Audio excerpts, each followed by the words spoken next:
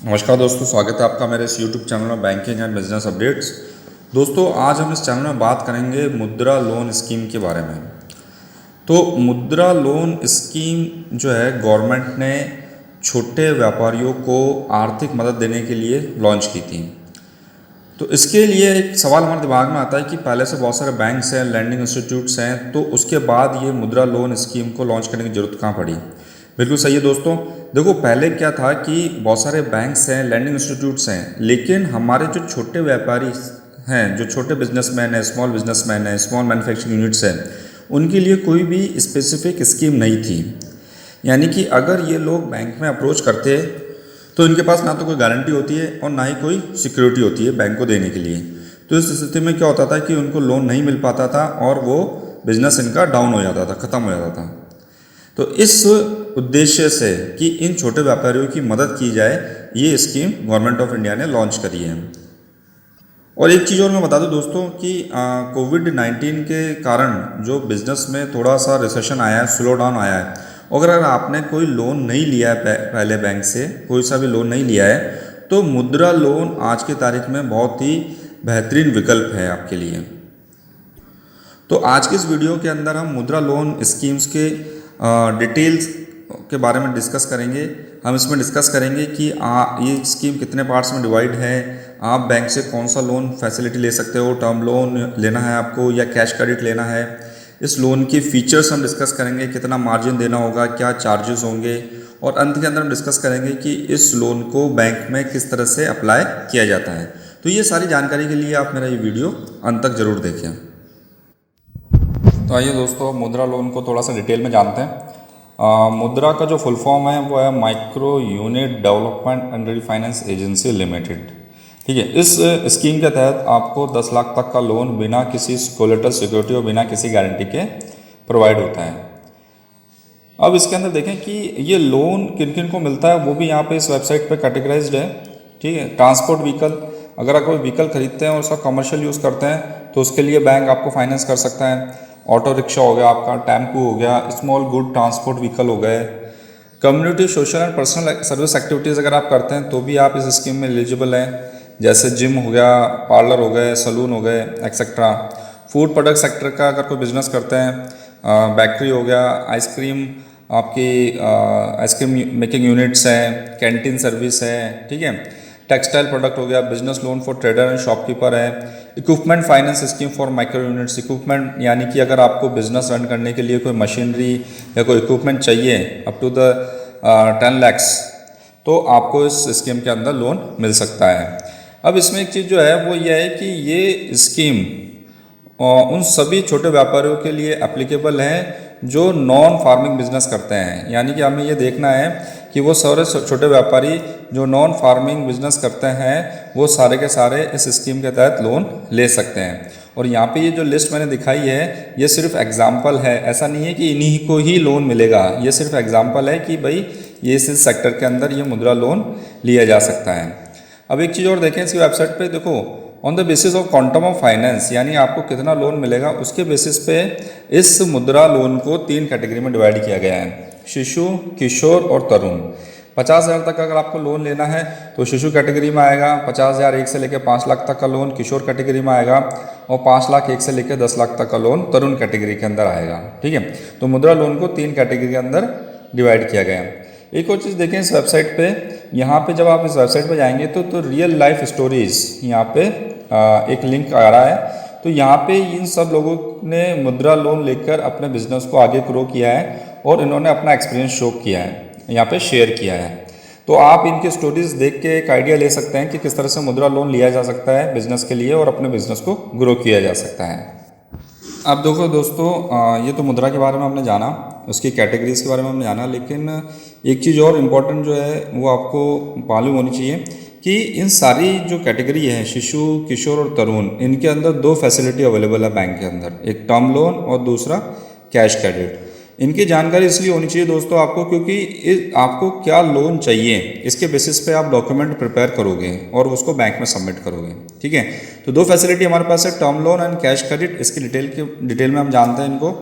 तो यहाँ पे देखें, टर्म लोन के बारे में देखें हम, तो टर्म लोन हमारा जो है हमें फिक्स टेन्योर के लिए सैंक्शन होता है। यानी जब टर्म लोन आप बैंक आपको जब टर्म लोन देता है तो वो कुछ फिक्स्ड टेन्योर के लिए देता है। आपका 5 साल हो गया, 4 साल हो गया, 6 साल हो गया, 10 साल हो गया है, इस पर्टिकुलर टाइम के लिए आपको टर्म लोन दिया जाता है। टर्म लोन के अंदर पैसा डिसबर्समेंट के थ्रू दिया जाता है, ठीक है। अब वो डिसबर्समेंट जो है एक बार में भी बैंक आपको पैसा दे सकता है, एक से ज़्यादा बार में भी बैंक आपको पैसा दे सकता है। टर्म लोन जो है EMI इक्विटेड मंथली इंस्टॉलमेंट के द्वारा रिपेमेंट किया जाता है। यानी कि आपकी मंथली किस्त बांध दी जाएगी और आप मंथली वो किस्त चुका के इस लोन को वापस रीपे करोगे बैंक को। अच्छा, ये जो लोन होता है टर्म लोन, वो बेसिकली फिक्स असेट्स खरीदने के लिए दिया जाता है। यानी कि अगर आपको मशीन की ज़रूरत है, गोडाउन है, इक्विपमेंट्स है, एक्सेट्रा, इन चीज़ों को खरीदने के लिए टर्म लोन दिया जाता है। इसका जो इंटरेस्ट है वो आपका महीने के अंदर जितना भी आउटस्टैंडिंग होता है उसके ऊपर इसका इंटरेस्ट चार्ज होता है, ठीक है। अच्छा, ये लोन का जो सैंक्शन होता है वो आपके कोटेशन के बेसिस पे होता है। यानी कि अगर आपको कोई मशीन खरीदनी है या कोई इक्विपमेंट खरीदना है तो सीधी सी बात है, आप कंपनी से कोटेशन लेके आओगे, उस कोटेशन के बेसिस पे बैंक डिसाइड करेगा कि आपको कितना लोन देना है, ठीक है। तो अब देखिए, अब कैश क्रेडिट क्या होता है? ये लिमिट के फॉर्म में बैंक आपको देता है। यानी कि बैंक आपकी एक लिमिट बांध देता है, वो साल भर के लिए सैंक्शन होती है और हर साल वो रिन्यू होती है।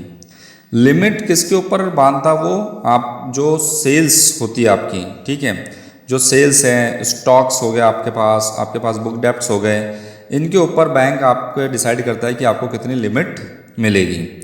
अच्छा, इसके अंदर रिपेमेंट जो होता है, इसके अंदर रिपेमेंट EMI के फॉर्म में नहीं होता है। इसके अंदर जो इंटरेस्ट चार्ज हुआ है आपकी लिमिट के अंदर, उसको आपको बैंक को रीपे करना होता है। इंटरेस्ट इसमें किस पे चार्ज होता है कि जैसा सपोज करो कि मेरी 5 लाख की लिमिट है और मैंने 3 लाख रुपए उसमें से निकाल रखे हैं अपने बिजनेस के लिए, तो वो जो 3 लाख आपने निकाल रखे हैं वो कितने दिन के लिए निकाल रखे हैं, उतने दिन तक का बैंक आपसे ब्याज लेगा, ठीक है।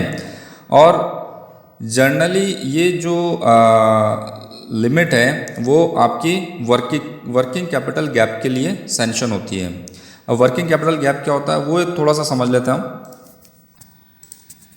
देखो दोस्तों, वर्किंग कैपिटल गैप क्या होता है कि यहाँ पे कोई मेरी मैन्युफैक्चरिंग यूनिट है और मैंने कुछ सामान खरीदा, वहाँ पे रॉ मटेरियल खरीदा, उसको फिनिश गुड्स में कन्वर्ट करा और उसको मार्केट में बेच दिया।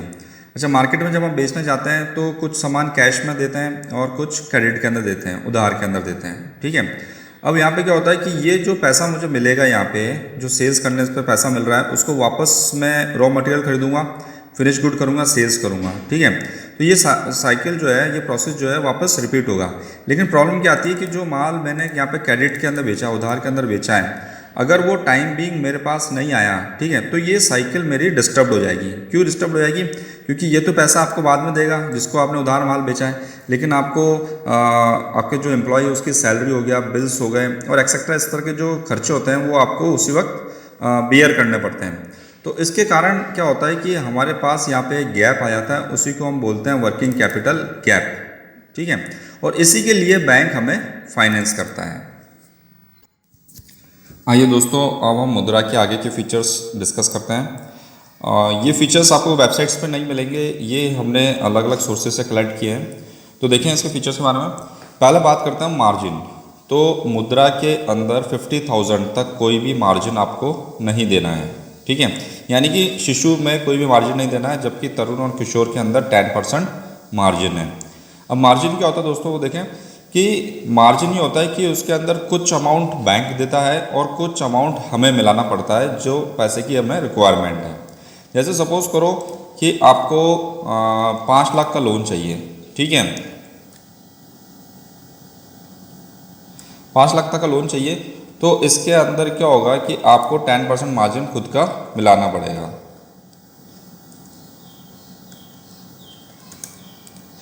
ठीक है। अगर 5 लाख का आपको लोन चाहिए तो 50,000 आपको मिलाने पड़ेंगे और 4.5 लाख बैंक देगा।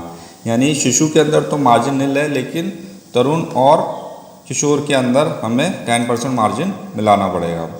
दूसरी पॉइंट देखें इसका, कोलेटरल सिक्योरिटी। अब कोलेटरल सिक्योरिटी की हम बात कर रहे हैं, देखो जब भी मुद्रा लोन का आप एडवर्टीजमेंट देखते हैं तो वहाँ पे एक वर्ड जरूर आता है, collateral security free and guarantee free, ठीक है। तो यहाँ पे मैं आपको क्लियर करना चाहता हूँ कि ये जो लोन है वो उसके अंदर कोलेटरल सिक्योरिटी नहीं चाहिए, लेकिन प्राइमरी सिक्योरिटी हमेशा होगी। प्राइमरी सिक्योरिटी क्या होती है? वो सिक्योरिटी जो बैंक के फाइनेंस से क्रिएट होती है और उस पर हमेशा बैंक का चार्ज रहता है, ठीक है। तो यहाँ पे सिक्योरिटी, यहाँ पे कोलेटरल सिक्योरिटी यानी कि आपको इस लोन को लेने के लिए कोई भी कोलेटरल सिक्योरिटी देने की ज़रूरत नहीं है, यानी 10 लाख तक का लोन आप बिना कोलेटरल सिक्योरिटी ले सकते हो। दूसरा हम देखें गारंटी, सीधी सी बात है मुद्रा लोन के अंदर no third party guarantee required, ठीक है। अब देखें चार्जेस, इसके अंदर चार्जेस कौन कौन से लगते हैं। अप टू 5 लाख नील, यानी कि 5 लाख तक आपके कोई भी किसी तरह के चार्जेस नहीं है, file charges, processing charges etcetera. लेकिन अगर हम इसकी बात करें तरुण लोन की, 50 लाख तक का मतलब शिशु और किशोर के अंदर कोई चार्जेस नहीं है। लेकिन हम तरुण की बात करें यानी 5 लाख तक के ऊपर के लोन की हम बात करें तो उसमें 0.25% ऑफ द सैंक्शन लिमिट आपके चार्जेस हैं, ठीक है। यानी कि सपोज करो, वही हम एग्जांपल लेते हैं, 6 लाख का अगर मेरा लोन होता है तो इस पर 0.25% मुझे चार्जेस देने होंगे। प्रोसेसिंग चार्जेस बोल दो आप उसको, फाइल चार्जेस बोल दो, जो भी बोलना है, यानी कि 1500 रुपये में चार्ज देने होंगे, ठीक है। इसके अलावा भी बहुत सारे चार्जेस होते हैं बैंक के अंदर, वो देखिए हम। एक होता है आपका सिबिल चार्जेस होते हैं, ठीक है, वो 100 प्लस GST हो सकता है। फिर एक कमर्शियल सिविल चार्जेस होता है, यानी आपकी जो फर्म है उसका भी सिविल निकाला जाता है, वो 1000 प्लस GST हो सकता है। इसके बाद होता है आपका सरसाई चार्जेस,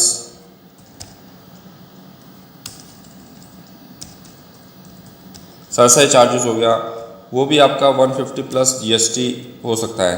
तो प्रोसेसिंग चार्जेस के अलावा भी इस तरह के चार्जेस आपके बैंक में लग सकते हैं, ठीक है। ये जो चार्जेस हैं सिविल, कमर्शियल सिविल और सरसाई, ये आप कोई सी भी स्कीम ले लेकिन आपको ये चार्जेस देने होते हैं बैंक के अंदर। फिर बात करें रीपेमेंट की, तो रीपेमेंट अभी हमने देखा ही था, टर्म लोन हमने ऊपर समझा ही है। इसके अंदर जो मैक्सिमम रीपेमेंट हो सकता है वो 84 मंथ्स है, ठीक है। यानी कि आप जो 50,000 से लेकर 10 लाख तक का लोन लेते हैं तो उसको आपको 84 महीनों के अंदर बैंक को वापस चुकाना होगा। एक चीज़ और देखिए इसके अंदर गारंटी कवर, इसके अंदर वैसे तो कोई थर्ड पार्टी गारंटी की जरूरत नहीं है, लेकिन जितने भी मुद्रा लोन है वो एक स्पेशली डिज़ाइंड गारंटी स्कीम के तहत कवर्ड होते हैं, ठीक है।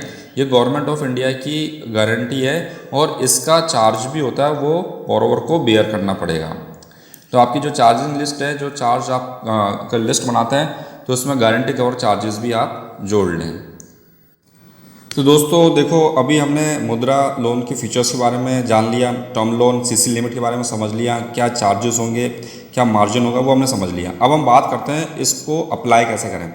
तो यहाँ पे अप्लाई करने के लिए हमें कुछ नहीं करना, इस वेबसाइट पे जाना है www.mudra.org.in/home PMY Bankers Kit। यहाँ पे सारी एप्लीकेशंस हमारे पास अवेलेबल हैं। अगर आप किशोर और तरुण में अप्लाई करना चाहते हो, यानी 50,000 से ज़्यादा लोन लेना चाहते हो, तो ये एप्लीकेशन डाउनलोड करें। शिशु यानी 50,000 तक का लोन चाहिए तो ये एप्लीकेशन डाउनलोड करें। और यहाँ पे साथ में इन्होंने चेकलिस्ट फॉर शिशु एप्लीकेशन भी दे रखी है, यानी कि एप्लीकेशन के साथ आपको क्या क्या डॉक्यूमेंट लगाने हैं वो भी आपने यहाँ पे मेंशन कर रखे हैं। अच्छा, ये एप्लीकेशंस आप बैंक से भी ले सकते हैं, जरूरी नहीं है कि आपको वेबसाइट से डाउनलोड करना है। आपका खाता जिस बैंक में है वहाँ जाके भी आप ये एप्लीकेशन ऑब्टेन कर सकते हैं। तो पहले बात करें हम शिशु लोन के बारे में बात करें, तो ये एप्लीकेशन मैंने पहले से डाउनलोड करके रख रखी है, वो देखें हम। तो यहाँ पे देखो, ये शिशु की एप्लीकेशन जब आप डाउनलोड करोगे, उसको ओपन करोगे तो ये कुछ इस तरह की दिखेगी। कुछ नहीं है, ये 1 पेज का फॉर्मेट है और सिंपल सा इसमें नाम, एड्रेस, बिजनेस एड्रेस और छोटी सी जानकारी उसमें देनी है आपको, ठीक है। और अगर आप बैंक से ऑप्टेंट करोगे ये एप्लीकेशन तो वो कुछ इस तरह से दिखेगी। ये मैंने सेंट्रल बैंक ऑफ इंडिया की एप्लीकेशन ऑप्टेंट कर रखी है, सेम एग्जैक्ट सेम है, बस बैंक का यहाँ पे लोगो आ गया है। तो आपको ये एप्लीकेशन डाउनलोड करनी है, उसको फिल आउट करना है और साइन करके बैंक में अप्लाई करना है। अब इसको अप्लाई करने के साथ क्या क्या एडिशनल डॉक्यूमेंट चाहिए होंगे वो हम देखें। तो जो एडिशनल डॉक्यूमेंट चाहिए आपको वो है प्रूफ ऑफ आइडेंटिटी, यानी आपका voter ID, driving licence, PAN card, Aadhaar card, passport etcetera. तो ये आपका आइडेंटिटी प्रूफ के अंदर आते हैं। आपको एक जेरोक्स इसकी लगानी है।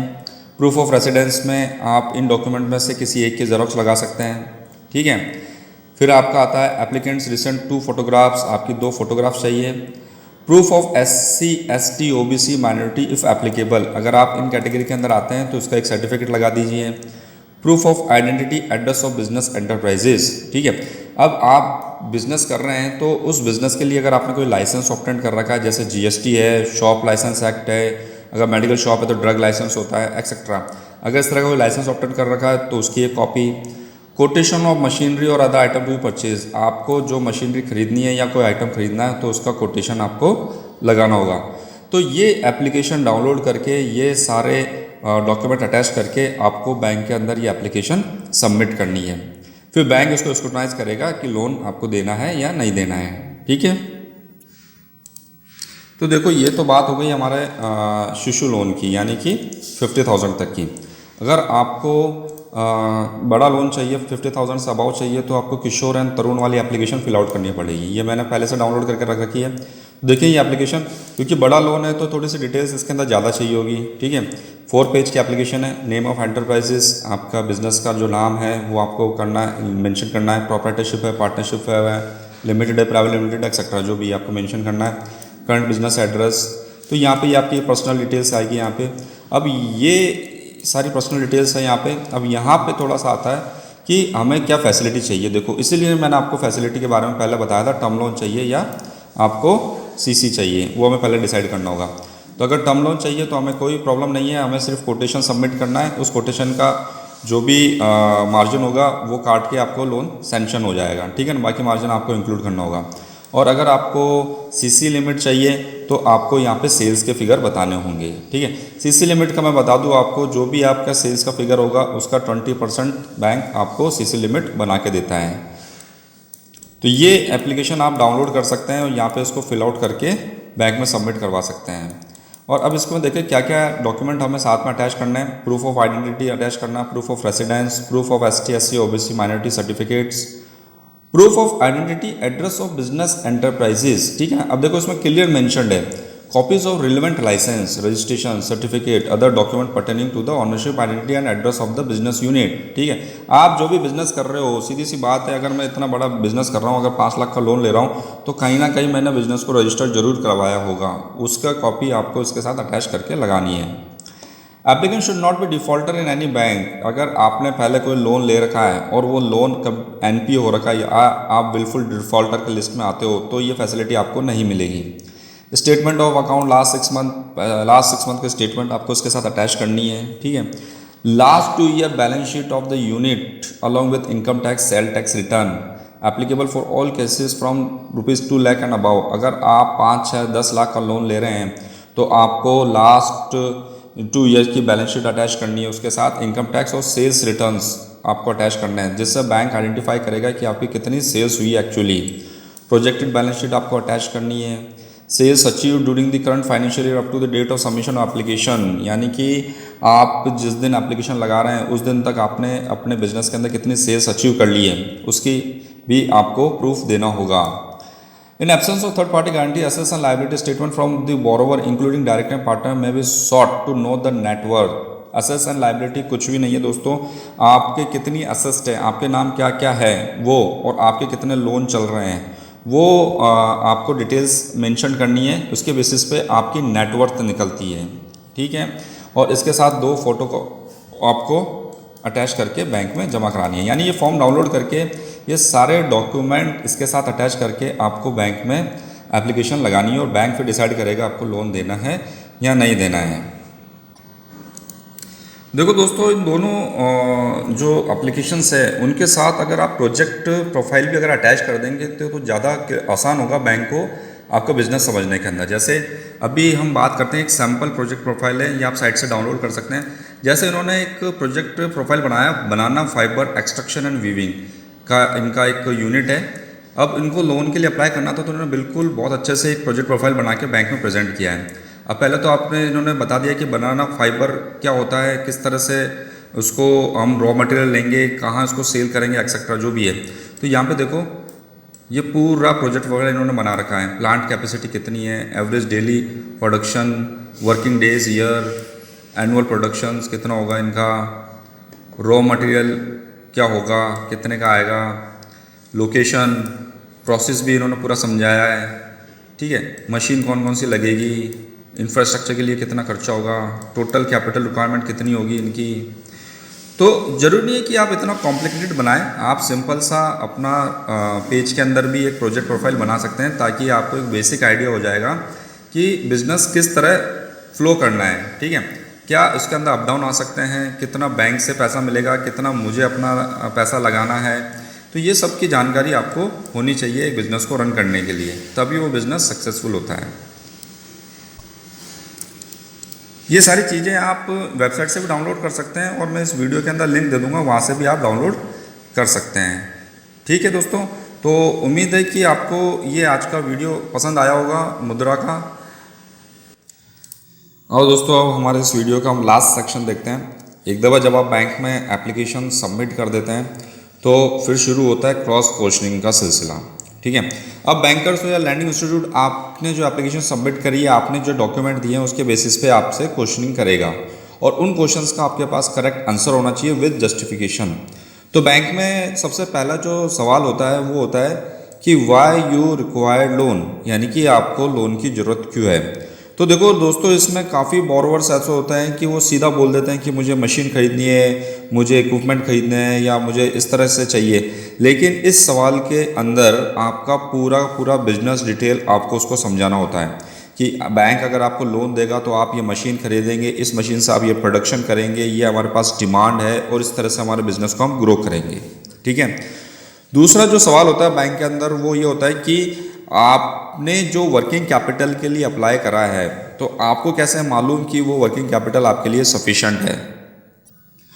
तो उसके लिए भी आपके पास पूरा जस्टिफिकेशन के साथ आंसर होना चाहिए कि आपको वर्किंग कैपिटल क्यों चाहिए और इतना ही क्यों चाहिए, ठीक है। दूसरा इसके अंदर जो क्वेश्चन आता है बैंक के अंदर वो आता है कि आपने जो सेल्स प्रोजेक्टेड करी है, ठीक है, कि मेरी 50 लाख सेल्स है, मैं अगले साल जो है 80 लाख सेल्स करूँगा, तो आप अपने सेल्स के टारगेट कैसे अचीव करेंगे। तो इसके लिए सिंपल से आपके जो टॉप 3 कस्टमर्स हैं, जो टॉप 3 क्लाइंट्स हैं, उनकी लिस्ट आपके हाथ में होनी चाहिए। उनकी क्या डिमांड है, ठीक है, कि किस तरह से डिमांड आई है जिसके कारण मुझे लोन की ज़रूरत पड़ गई और उसी लोन को लेकर मैं उस डिमांड को पूरा करूँगा और एंड में मेरी सेल्स अचीव करूँगा। नेक्स्ट जो क्वेश्चन आता है वो आता है कि what permission required to run the business, क्या आपको बिजनेस रन करने के लिए जो भी रिक्वायर्ड परमिशन लेनी है क्या आपके पास वो है, ठीक है। तो ये विद डॉक्यूमेंट आपको बैंक को प्रोवाइड करना है। नेक्स्ट जो क्वेश्चन आता है टेक्निकल सपोर्ट। टेक्निकल सपोर्ट का मतलब जैसे सपोज करो कि मेरा ड्राई क्लीनर का बिजनेस है और मैंने ड्राई क्लीन की जो मशीन है वो, मैं रहता राजस्थान हूँ, मैंने सूरत से मशीन मंगाई है। अब अगर उस मशीन के अंदर कुछ खराबी आ जाए, कुछ प्रॉब्लम्स आ जाए, तो उसकी टेक्निकल सपोर्ट आपको किस तरह से अवेलेबल रहेगा, ठीक है।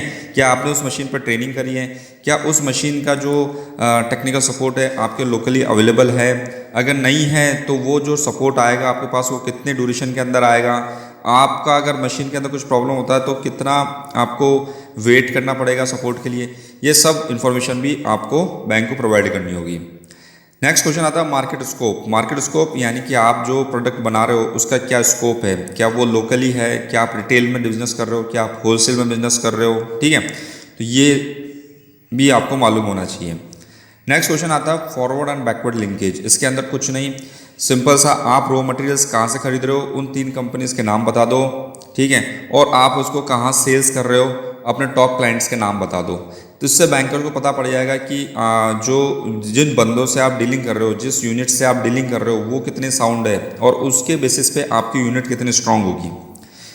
नेक्स्ट क्वेश्चन जो है वह है availability of water, electricity, labour and हम बोले इंफ्रास्ट्रक्चर। क्या आप जहाँ बिजनेस कर रहे हैं वहाँ प्रॉपर इंफ्रास्ट्रक्चर अवेलेबल है, पानी अवेलेबल है, बिजली अवेलेबल है, लेबर अवेलेबल है, प्रॉपर आपका जो बिल्डिंग है, गोडाउन है वो अवेलेबल है।